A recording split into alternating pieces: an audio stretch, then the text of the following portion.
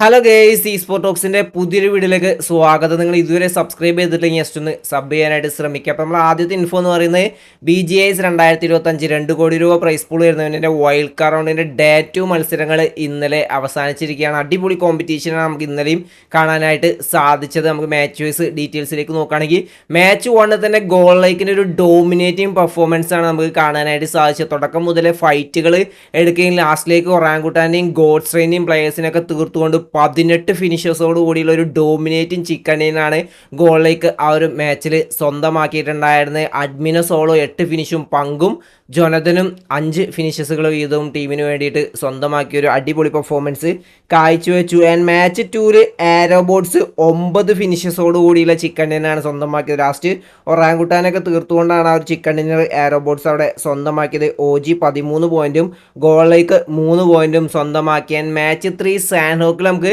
Cincinnati കിഡിൻ്റെ വക ഒരു chicken dinner കാണാനായിട്ട് സാധിച്ചു. തുടക്കത്തിൽ കൂടുതൽ ഫൈറ്റുകളിലേക്കൊന്നും പോവാതെ ലാസ്റ്റ് ഷോക്ക് വേവിനൊക്കെ തീർത്തുകൊണ്ട് 6 ഫിനിഷസോട് കൂടിയുള്ള ചിക്കൻ ഡിന്നറാണ് അവർ സ്വന്തമാക്കിയിട്ടുണ്ടായിരുന്നത്. ഷോക്ക് വേവ് ഇവിടെ 12 പോയിന്റും ഗോളിലേക്ക് നല്ല രീതിയിൽ സർവൈവ് ചെയ്യാനായിട്ട് ശ്രമിച്ചെങ്കിൽ ലാസ്റ്റിലേക്ക് ആ ഒരു സോണ് അവർക്ക് കിട്ടിയില്ല. അവിടെ ടീം തീർന്നു പോവുകയാണ് ചെയ്തത്. സ്റ്റിൽ 9 പോയിന്റ് ടീം സ്വന്തമാക്കിയിട്ടുണ്ടായിരുന്നു. പിന്നീട് അടുത്ത ഗ്രൂപ്പിൻ്റെ മത്സരങ്ങൾ നമുക്ക് കാണാനായിട്ട് സാധിച്ചു. അവിടെ സാൻഹോക്ക് മാച്ചിൽ ഡീസൽ സ്പോർട്സിൻ്റെ വക നമുക്ക് ആ ഒരു ചിക്കൻ ഡിന്നർ കാണാനായിട്ട് സാധിച്ചിട്ടുണ്ടായിരുന്നു. ലാസ്റ്റ് OMGയും റാവണി സ്പോർട്സിനൊക്കെ തീർത്തുകൊണ്ട് 14 ഫിനിഷസോട് കൂടിയുള്ള ഒരു അടിപൊളി ചിക്കൻ ഡിന്നറാണ് ഡീസൽ സ്പോർട്സ് അവിടെ സ്വന്തമാക്കിയത്. OMGയുടെ 16 പോയിന്റും സ്വന്തമാക്കിയത്. നമ്മുടെ മല്ലുകോർഗയുള്ള റോയൽ എംബററിന് 1 പോയിന്റ് പോലും സ്വന്തമാക്കാനായിട്ട് സാധിച്ചില്ല. ആൻഡ് മാച്ച് 2ലേക്ക് വരികയാണെങ്കിൽ റോയൽ എംബറിൻ്റെ ആ ഒരു കംബാക്ക് ചിക്കൻ ഡിന്നർ നമുക്ക് കാണാനായിട്ട് സാധിച്ചു. ഫസ്റ്റ് മാച്ച് മിസ്സായെങ്കിലും രണ്ടാമത്തെ മാച്ചിൽ അവർ തിരിച്ചടിക്കുകയാണ് ചെയ്തത്. അതിൽ എടുത്തു പറയേണ്ടത് ഫസ്റ്റ് തന്നെ ഒരു പ്ലെയറിന് നഷ്ടമായിട്ട് പിന്നീട് സർവൈവ് ചെയ്തുകൊണ്ടാണ് ടീം ആ ഒരു ചിക്കൻ ഡിന്നർ സ്വന്തമാക്കിയിട്ടുണ്ടായിരുന്നത്. ലാസ്റ്റിലേക്ക് ആ ഒരു റാക്കായി സ്പോർട്സിലെ പ്ലേയേഴ്സിനൊക്കെ തീർത്തുകൊണ്ട് 13 ഫിനിഷസോട് കൂടിയുള്ള ചിക്കൻ ഡിന്നറാണ് റോയൽ എംബറർ അവിടെ സ്വന്തമാക്കിയത്. പോൾട്രിക്ക് സോളോ 8 ഫിനിഷസ് സ്വന്തമാക്കിക്കൊണ്ട് ടീമിന് വേണ്ടി നല്ലൊരു പെർഫോമൻസ് അവിടെ കാഴ്ചവെച്ചു.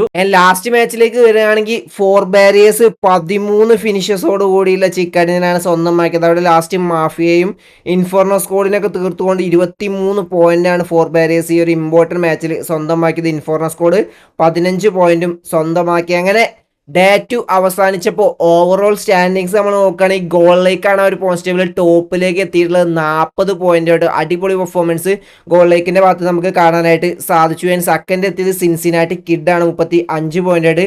തേർഡ് 4 ബാരിയേഴ്സ് എത്തി 35 പോയിന്റായിട്ട്. 6ാം സ്ഥാനത്ത് നമ്മൾ മല്ലൂർഗയുള്ള നോണക്സ് എത്തി 31 പോയിന്റായിട്ട്. 11ാം സ്ഥാനത്ത് റോയൽ എംബറർ നിൽക്കുന്നുണ്ട് 27 പോയിന്റുമായിട്ട്. 16ാം സ്ഥാനത്ത് LOC ആണ് നിൽക്കുന്നത് 23 പോയിന്റുമായിട്ട്. ഇനിയും 2 ദിവസങ്ങൾ മാച്ചുകൾ വരുന്നുണ്ട്. അതായത് ഓരോ ടീമുകൾക്ക് 3 മാച്ചുകൾ വീതമുണ്ട്. ഇപ്പോഴത്തെ പോയിന്റ് ടേബിൾ അനുസരിച്ച് ഇനി ഈ ഒരു ഗ്രൂപ്പ് റീഷഫിൾ ചെയ്തിട്ടാണ് ബാക്കിയുള്ള ഇന്നും നാളെയും മാച്ചുകൾ നടക്കാൻ പോകുന്നത്. ഏതൊക്കെ ടീമുകൾ ഏതൊക്കെ ഗ്രൂപ്പിലാണെന്ന് ഞാൻ എന്തായാലും പറയാം. അതിന് മുന്നേ നമ്മൾ ആ ഒരു കട്ട് ഓഫ് നോക്കുകയാണെങ്കിൽ കഴിഞ്ഞ ആ ഒരു ക്വാർട്ടർ ഫൈനൽസിൽ ഏകദേശം 46-45 ആ ഒരു റേഞ്ചിലായിരുന്നു കട്ട് ഓഫ്. ഇത്തവണ 45 to 50 ആ ഒരു റേഞ്ചിൽ കട്ട് ഓഫ് വരാനാണ് ചാൻസ്. അപ്പം നോണക്സിന് ഏകദേശം ഒരു 14-15 പോയിന്റ് 3 മാച്ചിലും, അതേപോലെ തന്നെ നമ്മളുടെ റോയൽ എംബറിന് ഒരു 14 ആ ഒരു 17 പോയിന്റൊക്കെ സ്വന്തമായി കഴിഞ്ഞാൽ ഈസി ആയിട്ട് സെമി ഫൈനൽസിലേക്ക് ക്വാളിഫൈ ആവാനായിട്ട് സാധിക്കുന്നതായിരിക്കും. പിന്നീട് നമ്മളെ ഇന്റൻസ് സ്പോർട്സ് ആണ് നിൽക്കുന്നത് 17 പോയിന്റാണ് അവർ സ്വന്തമാക്കിയത്. അവരിനി 3 മാച്ചിൽ ഏകദേശം ആ ഒരു 28-30 റേഞ്ചിലൊക്കെ പോയിന്റ്സ് എടുത്തു കഴിഞ്ഞാൽ സെമി ഫൈനൽസ് ആണ് അവരുടെ മുന്നിലുള്ളത്. എക്സ്പെയിനും മാൻറ്റോയും ബീസ്റ്റും അവരൊക്കെ ഒരു അടിപൊളി പെർഫോമൻസ് കാഴ്ചവെച്ചുകൊണ്ട് ഇന്റൻസ് ഏക മല്ലു ലൈനപ്പ് നമ്മൾ ഈ ഒരു സെമി ഫൈനൽസിലേക്ക് ക്വാളിഫൈ ആവുമെന്ന് നമുക്ക് നോക്കാം. ആൻഡ് സോളിൻ്റെ അവസ്ഥ ഭയങ്കര പരിതാപകരമാണ്. 3 മാച്ചാണ് അവരുടെ മുന്നിലുള്ളത്. അവരെത്രത്തോളം പെർഫോം ചെയ്യുന്നത് നമുക്ക് കണ്ടു തന്നെ അറിയാം. റീഷഫിൾ ചെയ്തിട്ടാണ് ഇന്ന് മാച്ചുകൾ സ്റ്റാർട്ട് ചെയ്യുക. റീഷഫിൾ ചെയ്തിട്ടുള്ള ഗ്രൂപ്പുകൾ നമ്മൾ നോക്കുകയാണെങ്കിൽ group A group of death എന്ന് വേണമെങ്കിൽ നമുക്ക് പറയാം. എക്സ്പെഷ്യലി ഗോഡ്സ്ലേനും സോളിനും ഒക്കെ വൻ രീതിയിൽ അത് എഫക്റ്റ് ചെയ്യാൻ ചാൻസ് ഉണ്ട്. ഗ്രൂപ്പ് Aയിൽ വരുന്ന ടീമുകൾ ഗോളിലേക്ക് കേണയന് ഒറാങ്കുട്ടാന് ഗോഡ്സ്ട്രെയിന് സോള് ഗുജറാത്ത് ടൈഗേഴ്സ് തുടങ്ങിയുള്ള വമ്പൻ ടീമുകളാണ് ഈ ഒരു ഗ്രൂപ്പ് Aയിൽ വരുന്നത്. അതിൽ എടുത്തു പറയേണ്ട ഗോളിലേക്ക് വേഴ്സസ് സോൾ ഫൈറ്റ് വരുമെന്നാണ്. പൊതുവേ നമ്മൾ കാണാറുള്ളത് സോള് ഏകദേശം ക്വാളിഫൈ ആവാനായിട്ടുണ്ടാകും, ഗോളിലേക്കിന് ക്വാളിഫിക്കേഷൻ വേണം, പിന്നെ ചിലപ്പോൾ സോള് വന്നിട്ട് ഗോളിലേക്കിനൊക്കെ അടിച്ചിടുന്നത് നമുക്ക് കാണാനായിട്ട് സാധിക്കാറുണ്ട്. പക്ഷേ ഇത്തവണ നേരെ തിരിച്ചാണ് വന്നിട്ടുള്ളത്. ഗോളിലേക്ക് ഏകദേശം ക്വാളിഫൈ എന്ന് ഉറപ്പിച്ച് പറയാം. സോളിന് ക്വാളിഫൈ ആവാൻ ഇനിയും പോയിന്റുകൾ വേണം. ഗോളിലേക്ക് സോളിനെ ടാർഗറ്റ് ചെയ്യുമോ അല്ലെങ്കിൽ ഗോളിലേക്ക് സോളിനെ ഫുള്ളി പുറത്താക്കും, അതൊക്കെ നമുക്ക് എന്തായാലും ഇൻട്രസ്റ്റിംഗ് മാച്ചുകളായിരിക്കും എന്തായാലും ഈ ഒരു ഗ്രൂപ്പിൻ്റെ വരാനിരിക്കുന്നത്. അത് നിങ്ങൾ എന്തായാലും മിസ് ചെയ്യാതിരിക്കാൻ. ഗ്രൂപ്പ് ബിയിലേക്ക് നോക്കുകയാണെങ്കിൽ നമ്മൾ ലിഖിത സ്പോർട്സും അതേപോലെ തന്നെ നമ്മൾ ഇന്ത്യൻസും ഗ്രൂപ്പ് ബിയിലാണ് വരുന്നത്. ഗ്രൂപ്പ് സിയിലാണെങ്കിൽ നോണെക്സും റോയൽ എംപററും വരുന്നുണ്ട്. എന്തായാലും ഇൻട്രസ്റ്റിംഗ് മാച്ചുകളായിരിക്കും. ആരൊക്കെ ക്വാളിഫൈ ആവും, ആരൊക്കെ പുറത്താവും. എന്തായാലും അത്യാവശ്യം T1 ടീമുകൾ പുറത്താവാൻ ചാൻസുകളുണ്ട്. അതെന്തായാലും നമുക്ക് കണ്ടു തന്നെ അറിയാം.